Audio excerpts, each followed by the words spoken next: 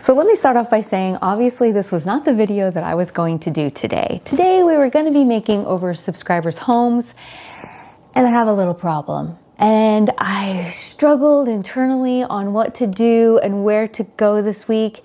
And I decided after doing my Bible study, and we'll get to that, to just kind of put it all out there. I am so burnt out. Not just in making videos, but in general, everything in life. I think we all get to this point. And so you have to start picking and choosing your priorities and what's important to you.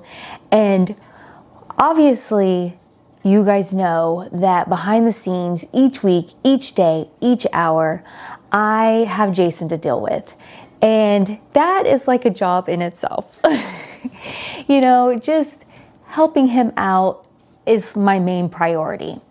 But by working from home and being able to make videos, that's helping us out, because how else could I be able to do all this? You can't.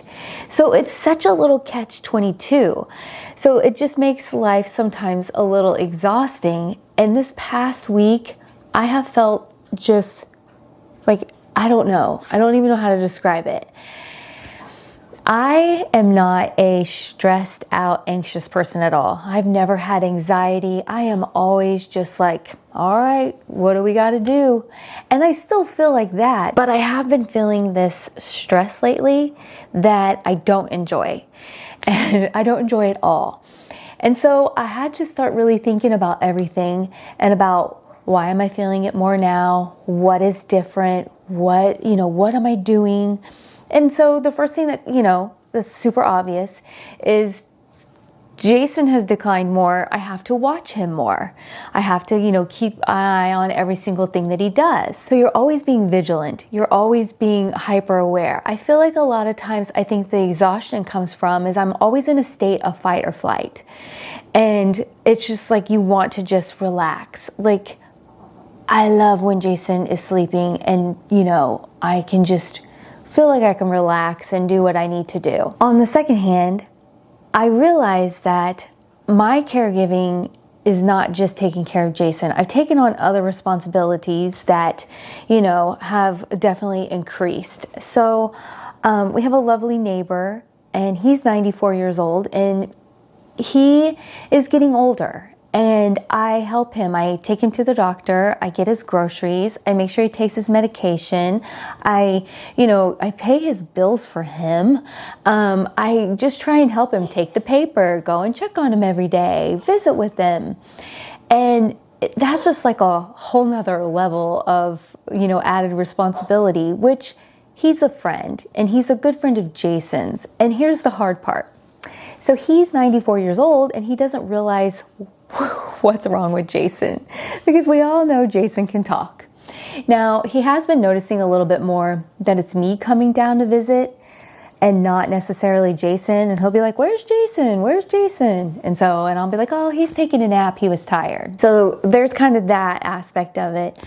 But if I try to explain to Don that Jason has dementia, he doesn't get it, because he doesn't understand Jason's form of dementia, which a lot of people don't. So that makes it really difficult. I find myself constantly in a caregiver state where I just feel like that's all I'm running around doing is taking care of everyone else. And I'm okay with that, but I have to remember to take care of myself. And I think that's the biggest thing is people that take care of others put themselves on the back burner because the other people can't help themselves. So you want to help them. And so then it's exhausting sometimes. And there are way worse things in life.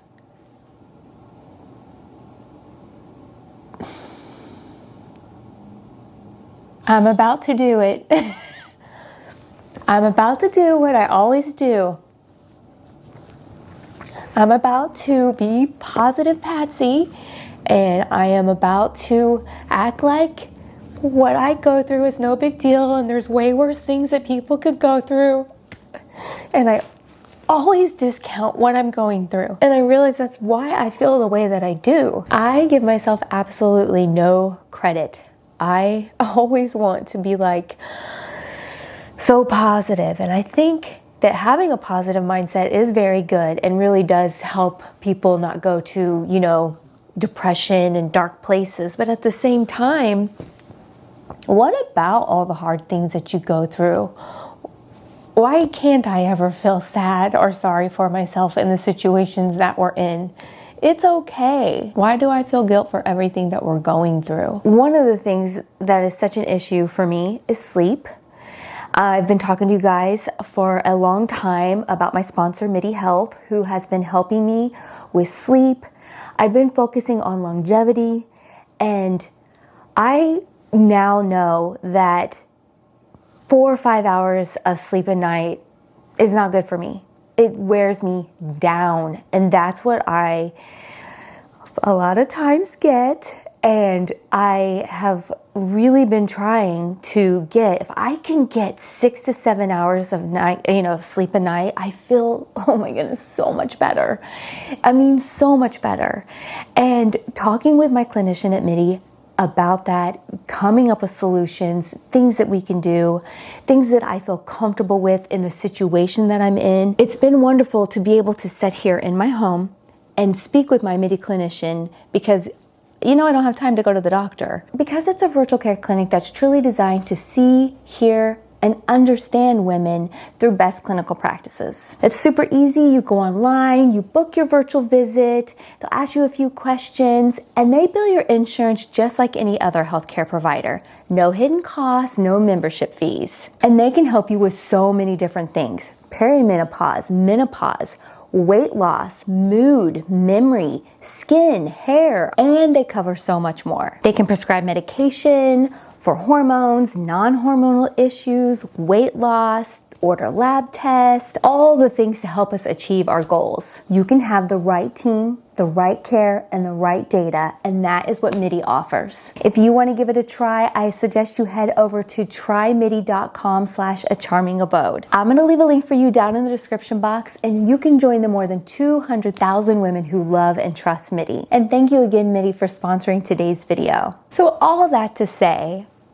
I am struggling because I feel like when you're in a place of, where you're in survival mode, it's hard to be creative, and it's hard to put in that effort that you need to make really fun and wow, over the top videos. And, and ones, I look back on some of the videos I used to do in the past, and ooh, I like her. I'm jealous of her, of what she was doing and how she could do things. And I'm like, where is that person? And I'm like, oh, that's right. She's over here stressed out. So I decided I'm going to ask you for help. Coming into the fall season, it's my absolute favorite time to make videos. I love fall content. I love fall decor. I love all that. And so if you could please do me a huge favor, and down in the comment section, tell me what you want to see this fall and winter. Obviously, we love holiday decor. And yeah, it's only July, but we have to already start thinking of all these things. So help me be creative. Help me be creative for you. Give me some fun ideas.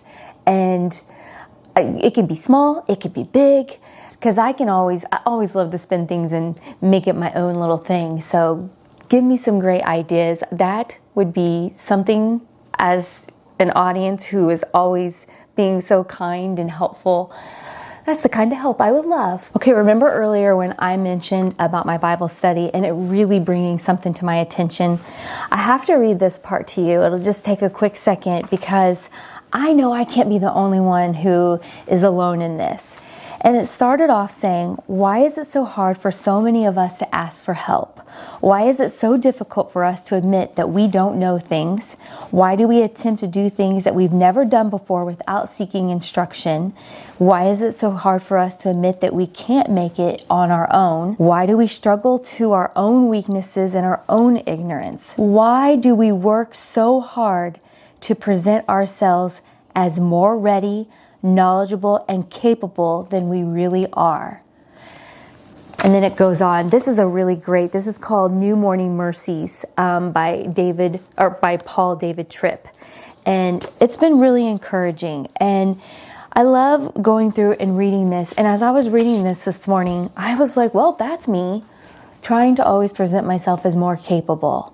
Trying to, like I was just talking about, not have that guilt of when I do feel tired and overwhelmed. And why can't I ever lean into those emotions and have that? Why can't I be weak sometimes? Now, my personality is I'm never going to be one that wallows in weakness and pity and, oh, woe is me. That is not my personality at all.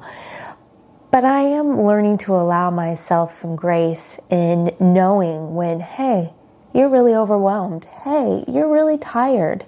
You don't need to go run and do this for someone else. You don't need to go do that. Go take a nap.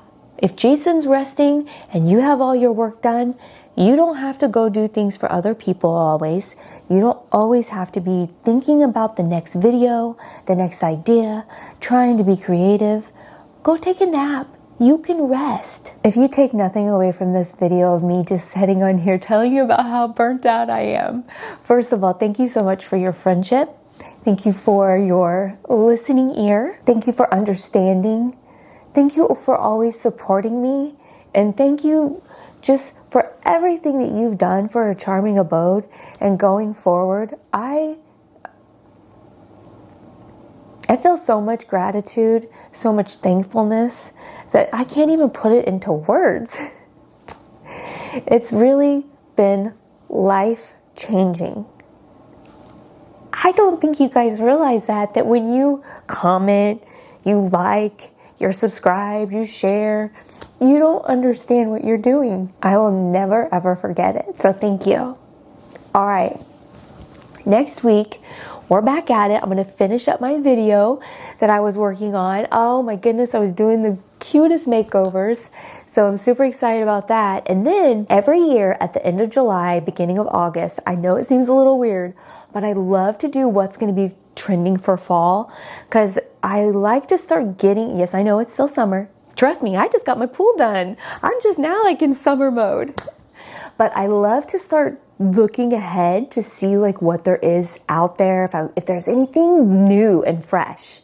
I don't know, it's just fun. I just love to come up with things that's just not always so heavy. Let's just have fun. Let's just look and see what's new.